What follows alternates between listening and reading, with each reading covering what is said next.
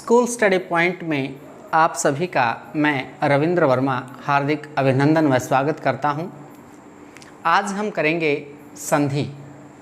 जैसा कि आपको मैंने अपने पहले वीडियो में भी बता दिया था, संधि को हम 4 हिस्सों में लेकर चलेंगे। पहले हिस्से में हमने संधि का सामान्य परिचय किया। आज हम संधि के भेद की दृष्टि से पहले भेद को उठाकर चलेंगे, स्वर संधि को। आइए सीधे हम बोर्ड का रुख करते हैं। आपके समय का बचाव करते हुए मैंने पहले इनके ऊपर उदाहरण लिख दिए हैं।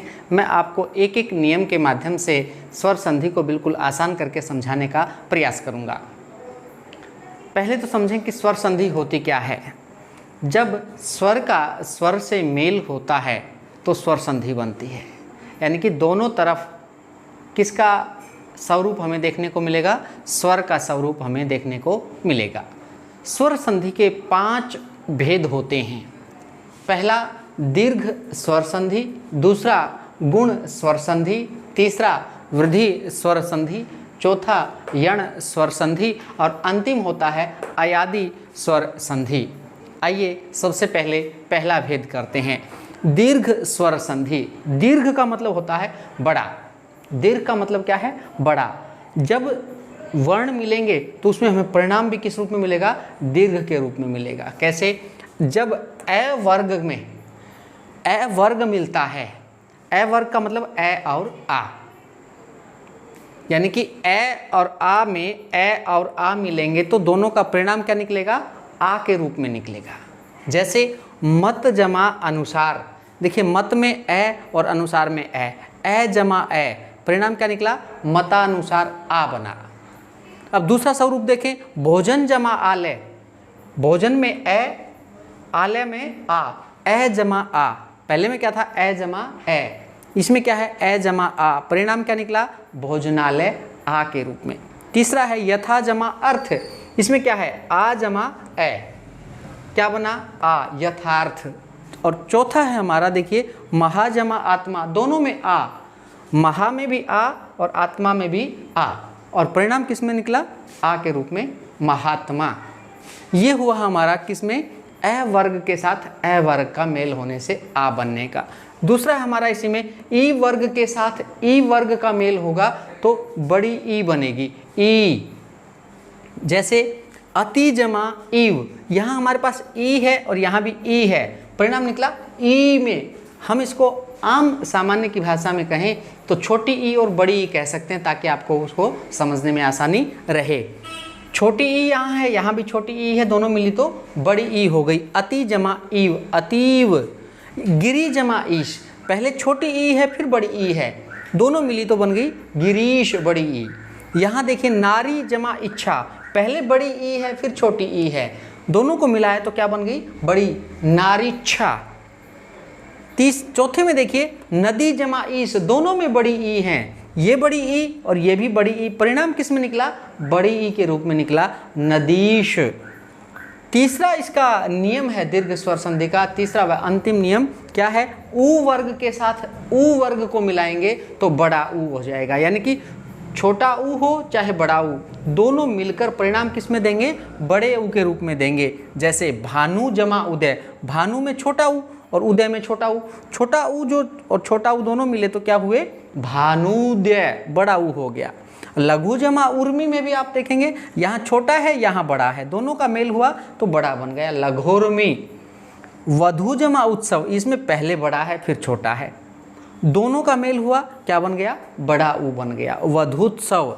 और अंत में देखिए वधु जमा उर्मी, दोनों बड़े हैं, ये बड़ा ऊ ये भी बड़ा ऊ, और परिणाम भी किस में निकला? बड़े ऊ के रूप में निकला। तो संक्षेप में आप समझें तो इसमें जो भी वर्ण मिलेंगे ए ई उ, चाहे वो ह्रस्व हैं चाहे दीर्घ, परिणाम किस में निकलेगा? दीर्घ के रूप में निकलेगा। दूसरी हमारी स्वर संधि है गुण स्वर संधि। गुण स्वर संधि में क्या होगा? जब ए वर्ग के साथ ई वर्ग मिलाएंगे तो परिणाम किस में निकलेगा? ए के रूप में निकलेगा।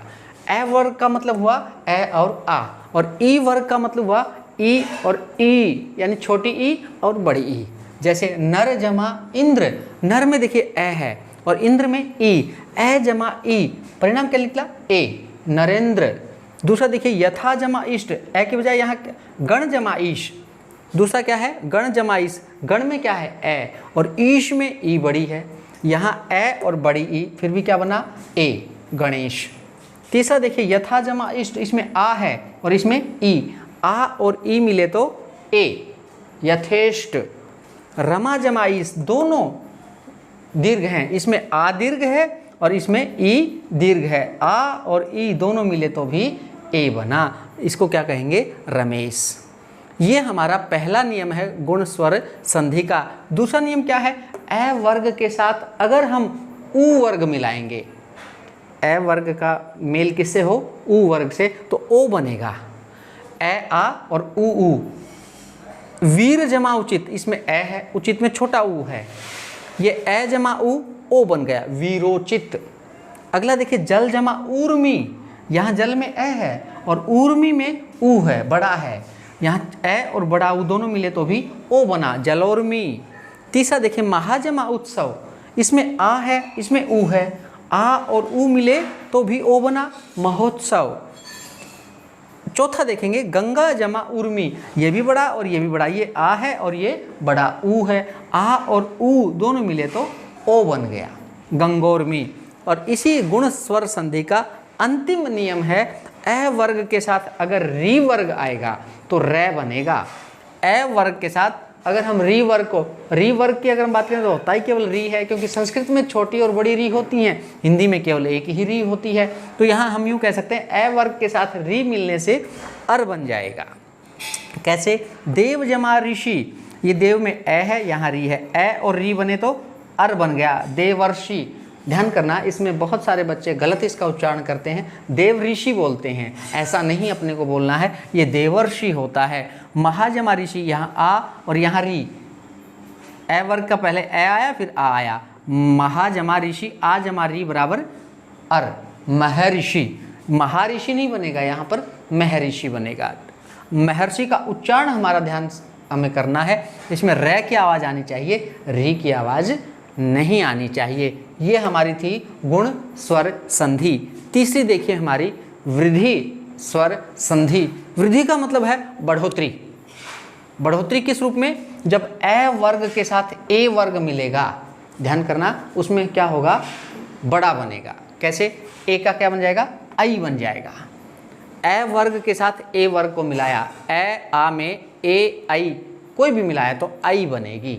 कैसे, एक जमा एक, कै में ए और ए में ए और ए दोनों मिले तो आई बन गया एकैक। इसी प्रकार देखिए मत जमा एक, क्या है ए बड़ी है और यहाँ ए है, ए और आई मतैक्य, आई बन गया। अगला है आ जमा ए, सदा जमा एव, आ जमा ए बराबर आई सदैव। चौथा उदाहरण इसमें देखिए महाजमा ऐश्वर्य, ये आई है यहाँ आ है, आ और आई दोनों मिले तो भी आई बना महेश्वर्य। ये हमारा वृद्धि संधि का पहला नियम था। ए किस में बदल जाएगी आई में, किसके साथ मिलकर ए वर्ग के साथ मिलकर, चाहे वो ए छोटी है चाहे वो बड़ी है। दूसरा इसका जो नियम है वो ए वर्ग के साथ अगर ओ को मिलाएंगे तो औ हो जाएगा। ओ किस में बदल जाएगा बड़े में बदल जाएगा, इसमें वृद्धि हो जाएगी। ओ को औ में, ए को आई में। जैसे दंत जमा औष्ठ, ये दंत में ए और औष्ठ में ओ, ए और ओ मिले तो औ हो गया दंतौष्ठ। वन जमा औषधि, ये ए है ये औ है, ए और औ पहले थे ए और ओ, यहाँ है ए और ओ, वनौषधि। अगला देखिए आ जमा ओ, क्या बन गया ओ, महा जमा ओघ बराबर महोघ। और यहाँ देखिए आ और यहाँ औ दोनों दीर्घ हो गए हैं, बड़े हैं, महाजमा औषध महोषध। ये क्या थी हमारी वृद्धि स्वर संधि। चौथे नंबर पे आती है यण स्वर संधि। बिल्कुल आसान सा तरीका है ध्यान रखने का। यण में य और इसके अंत में भी हमें क्या देखने को मिलेगा, य के रूप में देखने को मिलेगा। ई वर्ग में अगर हमारे पास ई वर्ग है और उसके साथ ई वर्ग को छोड़कर दूसरा कोई वर्ग आया है, कोई भी आ सकता है, ए वर्ग भी आ सकता है, ओ वर्ग भी आ सकता है, उ वर्ग भी आ सकता है, इसको छोड़कर के अलग कोई भी आ जाए तो क्या बन जाएगा, यह बनेगा। क्या बनेगा, यह। जैसे यदि जमा अपि, यहाँ ई है और यहाँ ए है।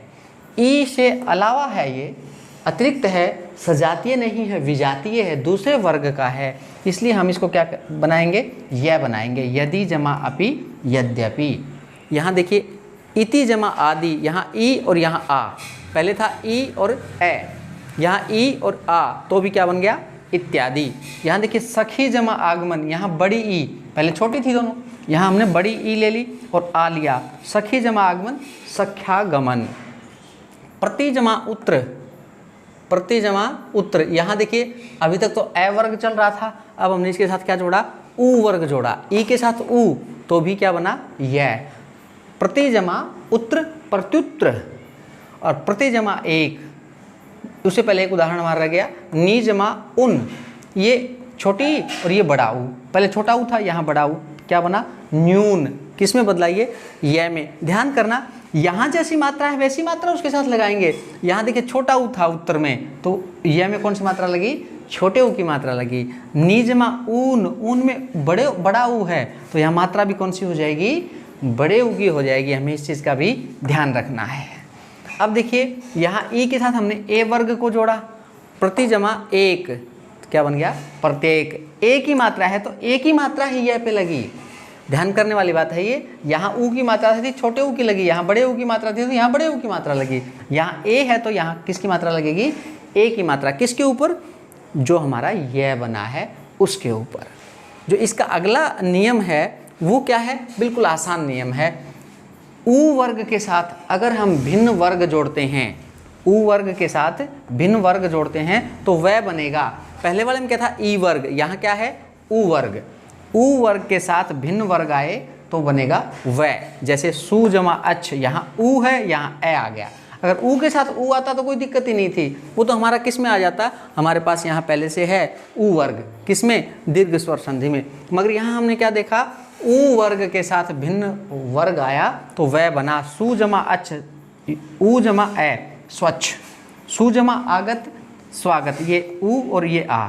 अनु जमा इति, ऊ जमा ई, अन्नवीति। अनु जमा ऐषण, ये ऊ और ये ए, क्या बन गया, अन्वेषण।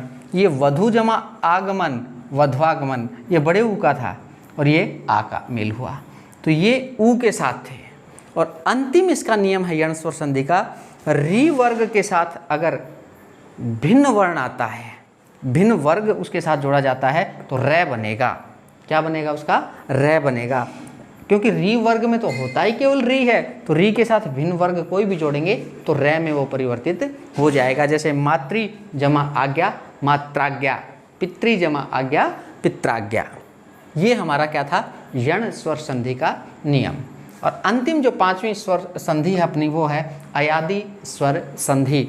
जैसे इसमें यण में यह आया था, इसमें अयादि में अय आता है, ध्यान करना, और वही इसके अंत में भी अपने को देखने को मिलेगा। इसमें क्या होता है, ए वर्ग के साथ अगर विजातीय वर्ण आता है, कोई विजातीय वर्ग आता है, यानी कि भिन्न वर्ग का कोई वर्ण आता है तो क्या बन जाएगा, अय बन जाएगा। जैसे ने जमा अन, ने में ए है और यहाँ ए के साथ ए आ गया तो क्या बन गया, अय नयन।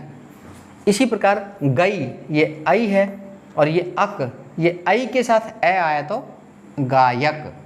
ध्यान करना, अय ए के रूप में था, यहाँ ये बहुत बड़ा हो गया आई तो गा यक, ग का आ हो गया है। और इसी प्रकार गई जमा इका, गाय का ये स्त्रीलिंग भी बन गया है। ये आई जमा ई, आई जमा ई क्या बन गया, गायिका। अंतिम नियम इसका क्या है, वो है ओ वर्ग के साथ अगर भिन्न वर्ग का वर्ण आता है तो उसका बन जाता है आओ। क्या बनता है, आओ। जैसे ओ जमा अन, ये ओ है और ये ए, ओ के अलग वर्ण है ये ए, तो ओ और ए मिलेंगे तो क्या हो गया, आओ। पवन, पवन। भाऊ जमा उक, ये औ है, ये ऊ है, तो बन गया भावुक। ध्यान करना, इसमें ए था तो ए की मात्रा, इसमें ऊ है तो ऊ की मात्रा, औ के साथ मात्रा वही लगेगी, वह के साथ मात्रा वही लगेगी। पौ जमा अन, औ जमा ए, तो ए है तो ए ही मात्रा के रूप में इसमें रहेगा, पावन। ये हमारा क्या था, अयादि स्वर संधि। तो उम्मीद करता हूँ मैंने विविध उदाहरणों के माध्यम से जो स्वर संधि के पांचों भेद थे आपके सामने प्रस्तुत किए। उम्मीद यही है कि आपको ये अच्छे भी लगे होंगे, समझ में भी आए होंगे और आपके लिए ये उपयोगी भी साबित होंगे। अगर आपको ये पसंद आए और हमारा चैनल अच्छा लगे तो आप इसे सब्सक्राइब करें, लाइक करें, शेयर करें, हमारा हौसला बढ़ाएं। नमस्कार, धन्यवाद।